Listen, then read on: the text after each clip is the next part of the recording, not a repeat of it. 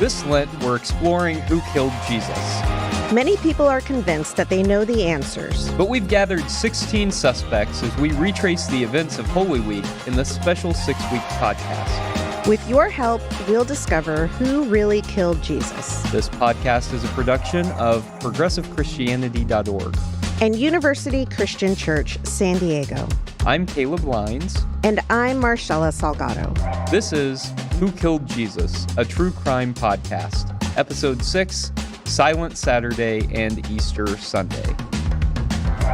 Welcome back to Who Killed Jesus, where we have been retracing the events of Holy Week to discover who really killed Jesus, why, and what that means for us today. So, since this is our final episode, let's go back and retrace these events of Holy Week very quickly. On Palm Sunday, we see Jesus entering into Jerusalem, staging a counter-protest against Roman imperialism. Then, on Holy Monday, Jesus and his disciples go into the temple and they stage a protest against the religious establishment, the purity system, and particularly those who are collaborating with Rome. On Teaching Tuesday, Jesus goes back to the temple, this time in the courtyard, and teaches this message that is both anti-imperial and anti-religious establishment. On Women's Wednesday, we see a woman anointing Jesus as the Messiah, as the king in the reign of God. And then we see Judas deciding that this is all too radical, and he decides to betray Jesus. Then on Maundy Thursday, we get this Passover meal where Jesus tells his disciples to remember him and to continue the act of tabling to break down barriers. And on Good Friday, Jesus is finally executed. And we are now to the events of Silent Saturday. So, that's a lot, Marshela. It is a lot. But we're here in the end. We're here in the end. And I mean, Marshela, is there really any wonder why Jesus ended up on the cross with all of that stuff? Yeah. He was really pushing buttons, and they were also pushing back. And just a lot going on that week. But, a lot. a lot. So that means that there were also a lot of suspects. Mm-hmm. Could you kind of go over who the suspects were and maybe why we chose some of those suspects? Yeah. Well, first is the Roman Empire. Mm-hmm. And obviously, they were living under the dominance of the Roman Empire. Right. That was the empire that they were living under. And along with that, we have Pontius Pilate, who he didn't live in Jerusalem at the time. He purposely would come in during the big Jewish festivals. And it was a big sign that the Roman Empire was trying to make. Like, we're watching you. We know that you've got stuff going on. And as we'd mentioned before, Passover being, the biggest celebration, but also the significance of Passover, which is the time when the Israelites were set free. So freedom, it's a good time if you want to make revolution and create something, and Passover would be a good one because there's significance behind that. So, so that, those two. With that is the Sanhedrin. Now with the Sanhedrin, I'm trying to think. Did we talk about? I don't know how much we really talk about the Sanhedrin in the process of what happened, the events of Friday, Thursday, in church. But we did talk about that a little bit in previous episodes. Yeah. The big one, Jews. Mm-hmm. Jews have been accused of being the ones to crucify Jesus over time. And unfortunately, that is very, very unfortunate because it has led to anti-Semitism. And yes, there were Jewish leaders involved in what happened during Holy Week and in, condemning Jesus and fighting back, pushing those buttons back and trying to corner him. But as a whole, Jesus's followers and Jesus himself, reminder, were Jewish. Mm-hmm. This is very significant. Important. And last week we didn't really mention it, but a lot of times over the centuries, the story has evolved that the same people who followed Jesus were the ones that condemned him to the cross. And I do want to mention that those followers were most likely not present when Jesus was stripped and the thorn of crowns was thrown on his head, because it happened in a private courtyard, right? It happened in Herod's court. Was it Herod? Yeah, the courtyard of of Herod the Great's palace, where Pilate was likely staying. Right. So it was a private residence. It's not, I mean, invitation only. Yes. Like you had to be invited to be there. And most likely the peasants that were following Jesus, the people that were following Jesus, not all of them were peasants. Also, I do have to say that. But the people who followed Jesus were not the people that were invited there. So that in and of itself, the story kind of falls apart there. But we have the Sadducees and Pharisees, the leaders that were like pushing Jesus's buttons and trying to back him into a corner. Original sin, we do talk about, this all happened because Adam and Eve, fell apart in the garden and went against Jesus. And hand in hand with that would be God. Like that this is a story like because of Adam and Eve, God had no choice but to, condemn his son to the cross for our sake. And I like this one, the Republican Party. And you also had said U.S. politics with that. Because there's a lot of similarities that we've talked about, a lot of parallels of what was happening with the Roman Empire and what's happening right now in the U.S. and what has happened over decades. Again, another one, my personal sin. This again ties back into God, right? Like I am just, I was born not good. And, my sin at the time, 18 months old. All the wrongdoing you could have done. All my wrongdoing, yes. And because of that, Jesus had to die so that I can be saved from my personal sin. Courtney Love, that was thrown out there by someone near and dear to me the very first week when you asked, who killed Jesus. Just for the sake of my daughter and myself, we're just keeping Courtney Love on the radar. We want to reopen the Kurt Cobain case, who killed Kurt Cobain. So that's the next podcast. That's the next podcast. I'm sure we can find some good theology in there. Of course, Judas betrays Jesus. He is the disciple that betrays Jesus, leads the Roman guards to Jesus so that they can arrest him. We all know the story of Judas. And with Judas comes greed. Judas wanted money or, the greed of the people. So greed. Next, Jesus's disciples. We don't hear about that as much. We hear that they deny him. But does that mean that they were complicit in what happened? That's a question. But the disciples, Caiaphas, again, a name that we don't hear very often. He's mentioned very, very quickly. And then last of all, the Roman Empire or emperor. The Roman emperor is Tiberius. Yeah. So I think that goes hand in hand with the Roman Empire. Yeah. But within the Roman Empire, there were strategic figures, and some may have washed their hands of it. Some may have said, whatever, y'all are being ridiculous, but go for it. So it's a lot. That is a lot. And so we did promise to land somewhere on who killed Jesus today. And so maybe we should eliminate suspects. Okay. Oh, I like that. And see who we're left with. Okay. So maybe we could start by eliminating Courtney Love. This one. Yeah. Reopen that case, Kurt Cobain. I'll let her go. Okay, well, we'll let her go on this one, and she can be the subject of a future podcast. Perfect. So I think, how do you feel about letting God off the hook for this one? That was going to be my next suggestion. I don't think God had anything to do with this. I don't think there was a greater plan.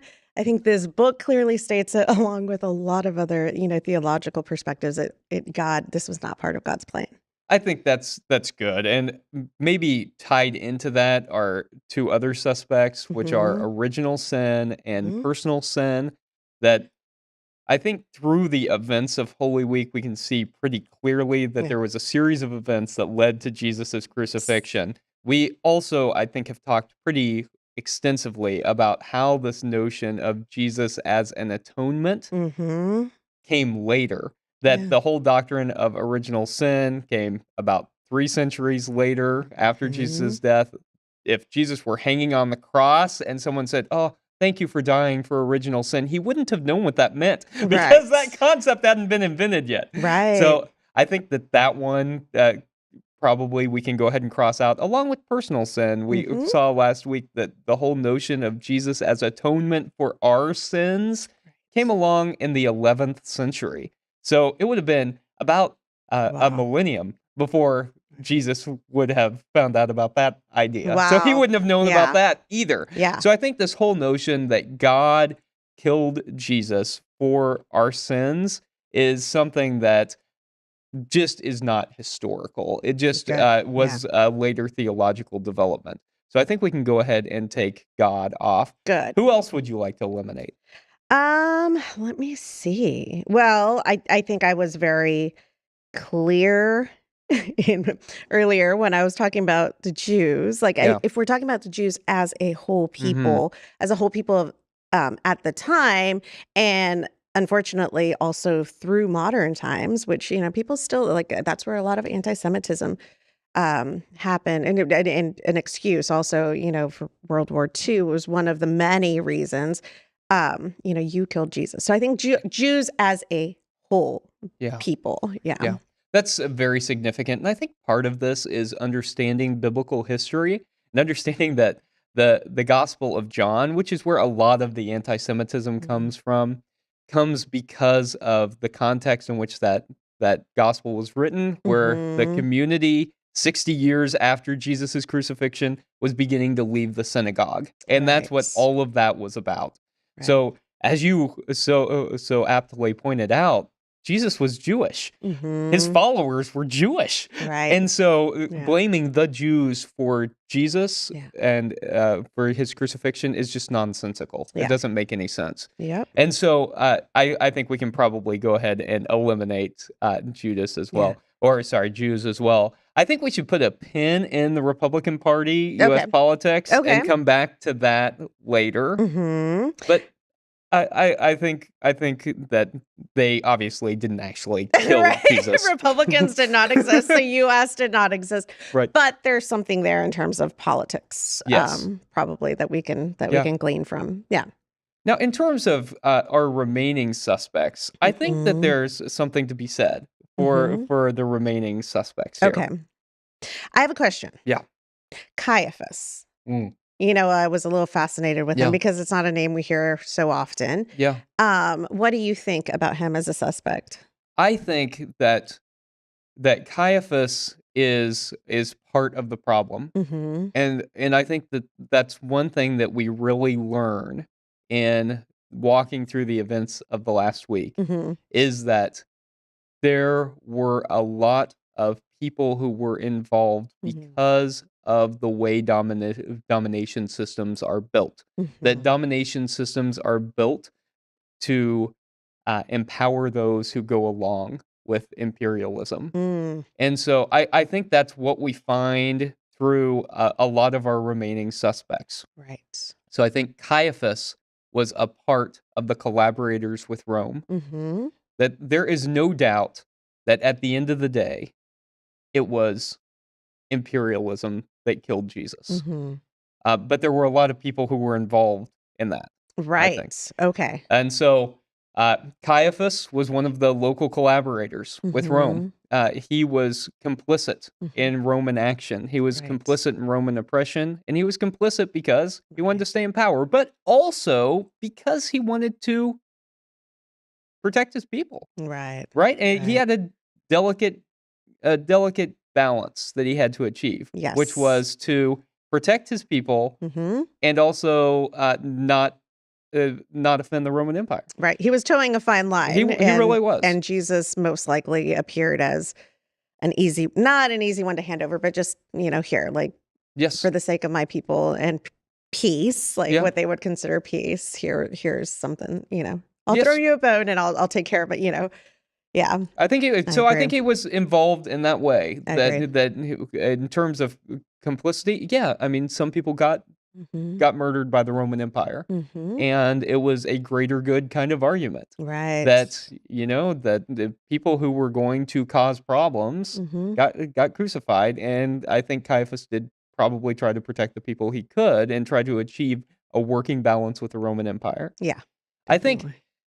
in terms of kind of collaborators too, we see people who are involved in the temple cult, including Mm-hmm. Pharisees and Sadducees. And Right. there's an argument that while Pharisees are the primary antagonists of the New Testament, that they were also probably the primary antagonists when the Gospels were written and not when Jesus Mm-hmm. was actually in ministry. And Okay. so that Right. gospel writers likely reinterpreted that, although Pharisees did care about like a strict adherence to the purity system. And Jesus was confronting that. That's one of the things he was doing in the temple, as we've discussed. But the Sadducees were really the ones who were in charge of the temple. And Jesus seemed to have a real problem Mm-hmm. with the way that the temple was operating. Yeah. But I think primarily because they were collaborating with Rome. Right. And Right. so I don't think Pharisees and Sadducees get off the hook No. for this. Yes, I agree. And that's where, they were the Jewish leaders and Mhm. Jewish, the religious leaders at the time. Um, so that's where, if we they definitely collaborated, I They think. And yes. they were the ones pushing buttons. They were the ones trying to back him into a corner. But also trying to do it in such a way that, they didn't ruffle his followers or other people's feathers too much, but also just kind of like, here you go, Yeah. just they were trying to back him into a corner. That's very clear on Teaching Tuesday. Yes, and they believed things that Jesus just wasn't comfortable with. Mm-hmm. That they really believed in the purity system and Right. Jesus really didn't. And so that was a disagreement that was a part of what happened during Jesus's ministry and Mm-hmm. during Holy Week. So I Mm-hmm. don't think the Pharisees and the Sadducees get off the hook. I also think the Sanhedrin, whatever that council of Jewish leaders was, religious leaders was, that they were likely a part of what was happening. Right. That however that happened, clearly the religious establishment was Mm-hmm. not happy with Jesus. And so the council of leaders, I think, was involved in Mm-hmm. all of that. Okay. But a caveat to that is that they didn't decide to execute Jesus. Right. Right. As we've said before, if they had decided to execute Jesus, which Uh-huh. they could have, I mean, he Right. was staged a demonstration in the temple, right? Mm-hmm. They could have decided that. Yeah. They would have executed him by stoning. Mm-hmm. So I think it's fair to say that there was at least tension between Jesus and the religious establishment, Right. that there was something going on there, Yeah. but that they did not. Right. They did not kill him. And I think just to emphasize that point, so stoning was Yeah. their method of Yes. execution, whereas the cross, as we've read and we know, was how the Roman Empire executed Jesus. So I think Yeah. that is a very important point, that stoning wasn't Rome's way of killing. Yeah, right. That's right. That stoning was not Rome's way of killing, and that crucifixion was not the religious establishment, Mhm. their method of execution. Mhm. And so there is no way that they were responsible. And that's important to say because I hear that all the time. Mhm. That Jews killed Jesus, and Romans were like the puppets of Mm. Jewish leaders. Well, Whoa. that just simply is not true. That Yeah. is not historical. An oppressed people cannot tell the Yeah. Roman Empire what to do. Right. That just does not happen. Yeah. So I think that Emperor Tiberius was certainly interested in quelling any forms of sedition. Mhm. And that is just the nature of imperialism, that Right. people who are dangerous, you Mhm. put down. So there was Roman policy to do Mhm. that. So in that way, uh, Emperor Tiberius was involved. I think the Roman Empire is involved, right? Okay. Because it is the Roman policy to put Mhm. down acts of sedition. I think, though, ultimately, even though Caiaphas is let off the hook in the Mhm. Gospels, Mhm. and in one Gospel washes his hands of the whole Right. thing, Right. that I don't think that's accurate. Mhm. That Pilate is the governor. Mhm. He's the one who comes in. Okay. He's the one who, is marching in on Palm Sunday and Jesus on the other side of town. Ultimately, it's Pilate's decision. Mhm. Pilate decides Mhm. that Jesus is getting crucified. We've already Right. talked about how the whole thing with Barabbas isn't historical. And I Right, think right. maybe this is the most important thing for us to say, that you cannot go to the Gospels and look at those accounts as if they reflect real history, Exactly. Yeah. because they just Yeah. don't. Yeah. They are interpretive. They are Mhm. theological interpretive works. Mhm. And so I think that, yes, while the remaining folks, Judas probably played a role, Mhm. it's you could argue that Judas is symbolic, right, Right. for us. Well, realistically, I believe there really is no historical record of a Judas. Mhm. So it could be, a figure that they use to aid the story and Yeah. moving it along or adding to it. Or maybe there really was one of Jesus's followers. It doesn't have Yeah. to be the direct 12. It could be any who, for fear of their own life, their own safety, decided, maybe it's best I turn him in. So there is possibility, but there is no actual historical record other than the story we read in the Bible. Right, of Judas. So who knows, really? Hmm. But certainly in the narrative, he plays a role Right. of turning him over, and I think that is, at least, no matter if he existed or not, the Hmm. question for us is: Are we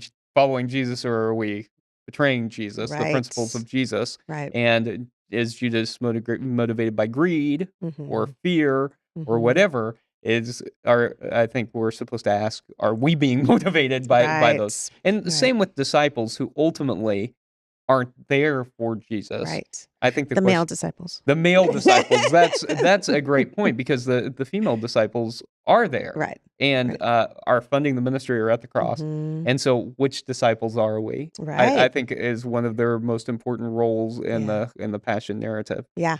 So I think, tell me how you feel about this, Marshella. I think that if we have to say what really happened to Jesus, Hmm. who really killed Jesus, Hmm.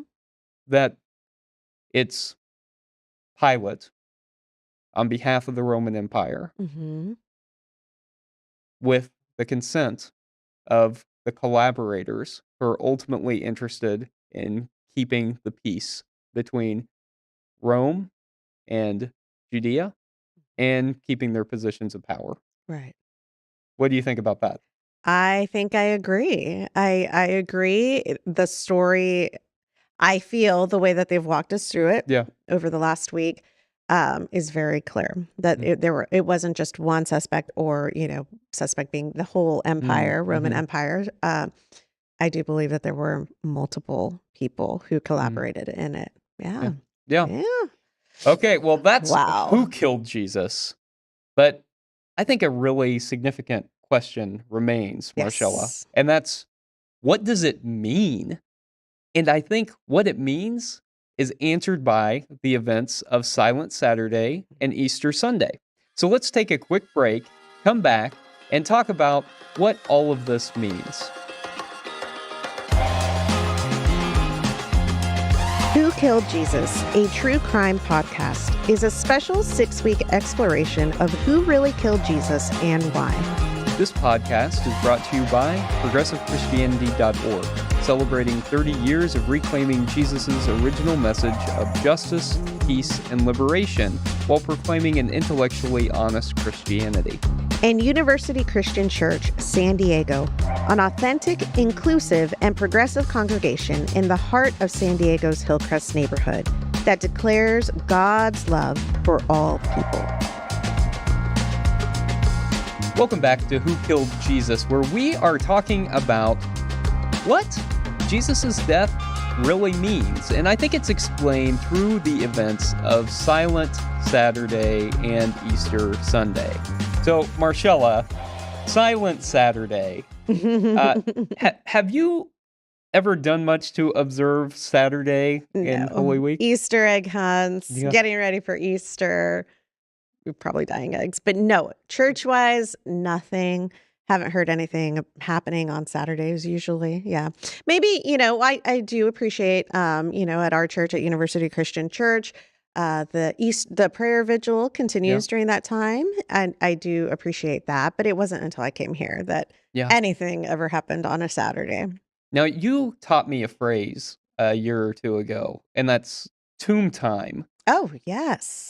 Is there something significant about tomb time? Yes, and that actually is a term that I heard from my friend Andrea Canales, and it's in terms of grief, Mm, grief or just even like when there's too much going on. Like look at us right now as a society, we're overwhelmed. We're just like there's so much going on, and sometimes we need that tomb time to process what's yeah. happened. It's a time to reflect, to sit quietly, and just work through some of the stuff. And sometimes, it's not like going to therapy, going to talk to a friend, going to, active stuff. It's Yeah. really just quieting and reflection and trying to figure out, and reflecting on like what's happened. So I love that, Yeah. especially now after going through the last week and really seeing all these events in order. And I keep saying, it's a lot, and it really is a lot. Mm. So that tune time might be very important. Yeah, and I think that probably if we had to guess historically what happened on Saturday, it's a processing day. Mhm. You've just gone through these events and you've seen your leader crucified. Yeah. That is a day that is both overwhelming, Mhm. emotionally and in terms of, what it is that's next. It's, I think, a Mhm. day where you can't really process, or Right. you're trying to process and you can't really think through logically Yeah. what's going to happen next. Yeah. And so I think it's implied that maybe that's what's happening on Saturday, that it is Yeah. silent. And I think it's important to say that in the Gospel of Mark, there is literal silence. There is Nothing. nothing about Saturday. Says So nothing about Saturday. Mark Yeah. has really detailed the events of Holy Week, right? We've Mhm. gotten a day by day recounting, Yeah. and there's nothing Yeah. on Saturday. Yeah. And I think there's a lot that, over time has Mhm. developed assumptions, a lot of assumptions on what happened to Jesus. Did he go down into, Hades or Yeah. hell or, Yeah. what or, was he in limbo? Was he I mean, Yeah. there are so many ideas that have come, but they're all assumptions and none of them happened, were even like, 40 years after Jesus' Yeah. crucifixion. None of them are mentioned in Mark at Yes. all, so they're again assumptions, I think. That's a great point. Yeah, the harrowing of hell, as it's often called, as Jesus goes down into hell and then liberates people from hell. That's a theological development much later, but there is some debate about. He certainly didn't go into hell because that concept uh, probably wasn't a concept that Jesus believed in. Mhm. He didn't necessarily talk about hell. He talked about Gehenna, as we've mentioned, a Right. And Jewish literal place. tradition didn't Right. believe in hell, which is why Jesus wouldn't have, Right. With the exception of there was a developing idea for people who had been exposed to some Hellenistic culture, but for Mhm. by and large, right, people didn't believe in an afterlife. And Mhm. they did believe in Sheol, which was just Mhm. the place where dead souls were, but not like they were living or in mansions or pits of fire or either one, you know? And so there's some debate about whether or not uh, this theology of resurrection, of a mass resurrection, was Mhm. something that came along earlier or later. Borg and Crossan seemed to think it was earlier. I don't. I don't actually think that's probably accurate. I think it was Mhm. probably later. I don't see any evidence in the Gospel of Mark that Mark believed in that. Mhm. I think the fact that he doesn't mention anything on Saturday is actually really significant because Right. he's not Right. theologizing about what any of that means. Right. It's just nothing. Right. I agree. And I think sometimes I that's like that. accurate, right? Yeah. Sometimes it's just nothing. Right. And sometimes it's just grief and sadness. Mhm. But the message I think that we get then is that that's not the last word. Yay! And so that brings us to Easter Sunday, The big day. the big day Yeah, I that like most this. Christians, I'm not sure, really understand. I don't think so. I mean, going back to, like, how did you celebrate Easter? What did you think? What were you taught? Like, what Well, I remember Easter eggs as a kid. That was, and I would always get an Easter basket, and it had Yeah. some fun stuff in it. So it was something to look forward to in the spring. But like, not quite like Christmas. I always looked Right. at it as like, oh man, I wish it were Christmas on Easter. I think my kids too, the little one especially, he Yeah. tries to, he's like, does the Easter Bunny accept letters? Yeah, He's could be asked. because I've noticed that the Easter Bunny is not bringing as good of presents as Santa Yeah, is, and he needs some help. yeah. Yeah, no, so and then we would go to church, and it was all about resurrection and stuff, which Mhm, was a word I didn't know because that mhm, wasn't a word that we used in everyday life, mhm. and I didn't really understand what that meant. Right. Because there was always some intellectual, discongruence with that. I didn't understand how it was that somebody could come back from the dead. That was Mhm. something that never Yeah. I never understood. It Yeah. never made sense to me. And so, even though I grew up in a pretty progressive congregation, Mhm, that was still kind of a part of the narrative mhm. because, in progressive churches, we still talk about he's risen. Right, There's a right. resurrection, the empty tomb, Christ is Yeah, back. yeah. And I honestly would often leave Easter not quite knowing what it was or Mhm. what I was supposed to think. Yeah. And so I knew it was a joyful day, that it was like a happy day, but I also didn't understand it. Mhm. How Yeah. about you? Same. The same thing, and I'll be honest and say the when it started to make a little bit more sense in terms of how I see resurrection now. Yeah. I don't know if you remember way back in the day, there was this claymation, Davy and Goliath, and so it was this little dog Okay. and Yeah. this little boy, David, and always air Sunday mornings. I think at Okay. least where Yeah. we lived. I lived in Costa Rica at the time, um, and the Easter episode, Davy's grandma died. Mm. And so there's like sadness because she had Yeah. died. And there was this parallel with the Jesus story. And somehow in there, and I don't know if this is really how the story went, but this is how I interpreted it as Mm. a child was, oh, okay, like he's not going to see his grandma again.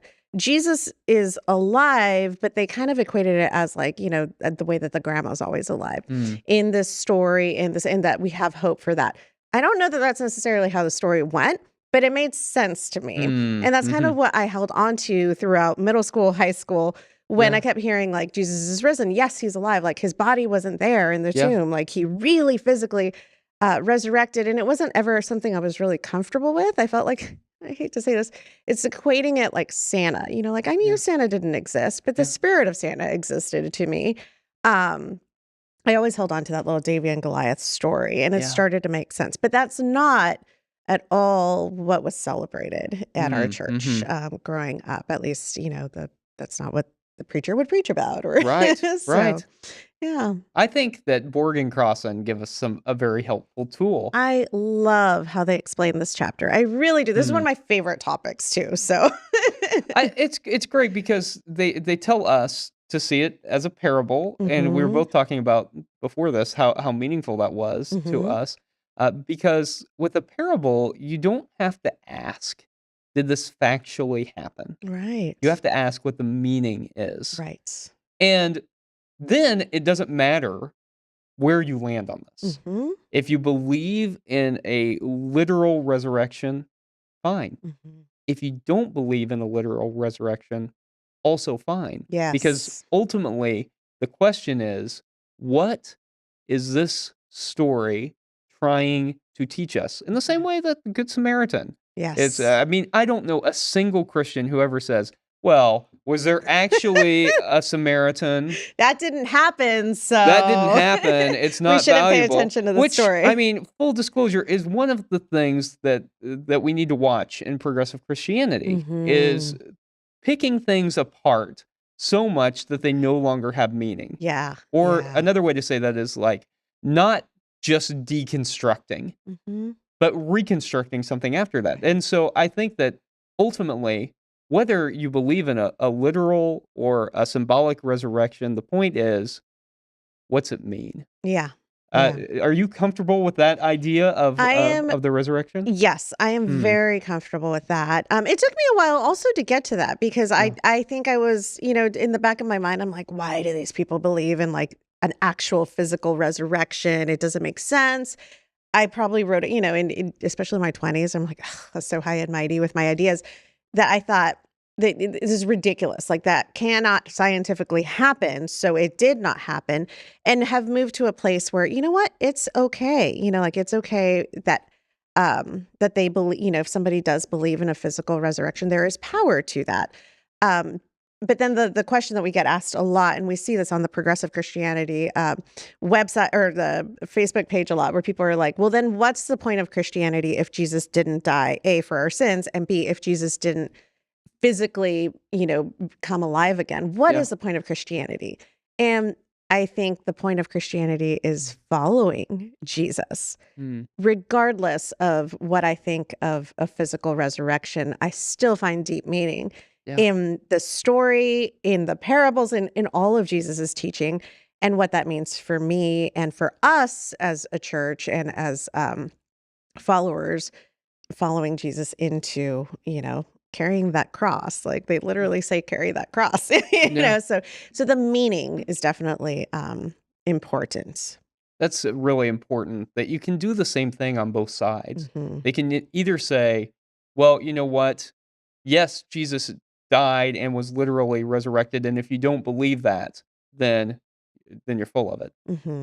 And you can do the same thing on the other side to say, well, no, there's absolutely no resurrection, and you can't believe in that. It's just illogical. And so I think that the parable idea helps us to get past that. Yeah. And to say it really doesn't matter, because the point is the same. And I think the point is that we are invited to participate in resurrection, that we are invited to go and follow Jesus's message in the way you were just describing today. And whenever we do, it is a form of that resurrection, that we are a part of the resurrection, Right. that Jesus's teachings are embodied through our work. And it doesn't matter if you believe in a real physical resurrection or not, or a spiritual resurrection, or if you think it's all metaphor, that ultimately, at the end of the day, our calling is the exact same. And that is to go and follow the teachings of Jesus. I think the point of Holy Week is to ask us that question. Like, we find the path of Jesus. It begins on Palm Sunday, where people have to choose which parade they're going to go to. Are you going to march in the parade of imperialism, or are you going to march in the parade of peace through justice? Right. And then are you going to continue walking that path, even though it is the path that confronts the principalities and the powers, even though it is the path that has a real cost, and even though it is the path that ultimately leads to the cross? Yeah. Which path are you going to walk? Mm-hmm. And I think that is the invitation of Holy Week, and I think it is the invitation of Easter. Yeah. But I think Easter also then ultimately gives us hope that without Easter, the story is empire wins. Always. The powers of this world win. And I think the message of Easter is, but that's not the way God wants it. And it doesn't have to be that way. Right. I agree. And so I think that the original version of the Gospel of Mark, I actually really like. And so I understand why editors didn't want to keep it that way. The editors that came in the next century changed the ending of Mark by adding to it post-tomb stories, visions of Jesus. But the original ending ended with the woman running away scared. Yeah. And I like that because it is simply an open tomb. And it is, to me, an invitation to participate in the open tomb. And so I really love Mark's ending. It's my favorite. I like of that. all the Easter stories. Mark is my favorite because we just get the empty tomb. We don't get any explanation of what it means. We don't find out what the women go and do. We just get the invitation, but we know what happened. Right. That is a good writer right there. I mean, that's a good novel ends that way, right? Where it's like, oh, you can go this way, you could go that. I mean, it is he was a good writer. He was. But it leads us, to ask the question of ourselves. I really like that. The empty tomb. And whenever we realize too that Mark and Luke Matthew and Luke both use Mark as a source, hmm that then we know that what they have after that, they added themselves, Right. that they chose to add that Right. in addition to what Mark had. And hmm so they felt like they needed to give explanation, but that wasn't the way that Mark had chosen to end it. And Yeah. so I like that invitation from the empty tomb. And I think that brings us back maybe to the thing we put a pin in earlier, Yes. Oh, which yeah. is US politics hmm and perhaps particularly the way that Trumpism has infected the United States and Yeah. how religious nationalism hmm has been on the rise hmm globally, and what our invitation is as Jesus followers in response to that. Do you have any thoughts on that, Marcella? Well, as we read through the book, there are very clear parallels between the Roman Empire and, in looking at, you cannot look at US politics without carrying it abroad since we're an imperial power. But there are some very clear parallels with how we're living today. And then on top of that, some very clear parallels too with Mm, religious leaders who are either being used by the government or who are very clearly just standing up and just wanting to affirm what's happening in certain areas. Like but there is that parallel. Like some of our Christian, well, I shouldn't say our, but some Christian leaders yeah. are being used in the same way that perhaps we had other leaders, had with Caiaphas or you know. That is a great point, Marcella. I think about, say, I think about the reproductive rights Mm, movement mm-hmm. as a case in point. That ultimately, what those who are in political power care about, I don't think is actually whether or not people can get abortions. Right. They care about staying in power Right. and Yeah. manipulating the religious folks in order to keep them in power. Mm-hmm. And so I think that we've had religious collaborators with that, Yeah. and I'm not sure that a lot of the people in the moral majority really have a big interest Right. in abortion. I think they Yeah. have an interest in political power in the same Mm-hmm. way that Caiaphas and the collaborators in Rome had that interest in Mm-hmm. keeping their political power. And so they then in the US galvanized people around this I issue agree. to keep these often abhorrent people in power Mm-hmm. to get this one issue Yeah. at the forefront and Yeah. to ultimately get people to vote against themselves, to vote against their own self-interest, and to vote against the interests of what's best for the United States. Yeah. Yeah. And so I think that's a perfect example that you gave. I think about the imperialism of the U.S. Oppressing others in the same way that Mhm. Rome has done, but not just the U.S. Mhm. We see, principalities and powers doing this All all over around. the Yeah. world. Yeah. That we see genocide Yeah. happening right now. Yeah. We see the war in Ukraine. Mhm. That we see domination systems Yeah. doing what domination systems always do, which is wanting to hold on to power, Mhm. particularly at the expense of the most vulnerable in society. Yeah. And so I think our job Mhm. as Jesus followers, the lesson from Holy Week is to say, Jesus wasn't the domination system. No. Even if we find ourselves participating in the domination Mhm. system, and it's not like we can help that in a lot of Right. ways, but Jesus wasn't a part of the domination system. He challenged the domination systems. And so our job as Jesus followers, if we're really in the Jesus parade, is to challenge the domination systems, to Mhm. stand on behalf of those who are marginalized, Mhm. because the marginalized were the ones who were hanging on the cross. Right. Right. Yeah. Justice, liberation, Yeah. peace, Yes. and love. Right? Those were all, if we had a slogan for Eh, for the Jesus parade, I think that would be it. You cannot have those things when you're participating in part of the domination system. that's a great way to end this, I think, Marcella. So thanks for having these This is conversations every week. Wasn't fun. this fun? Yes, I love talking about this stuff Me and too. learning. I learned so much in the process. Me too. And I think it was really reinforced for me how much we had collaboration happening Mhm. in what ultimately happened to Jesus and how complicated first century Very, world was and very. how much of that we don't necessarily know without Mhm. real time to study Yeah, and think about what it means and break down the narrative that we're given by much of Christianity. yeah, definitely. So I thanks for agree. doing this, Marshella, and thanks to all of you for taking time each week to join us as we walk through the events of Holy Week to discover who really killed Jesus.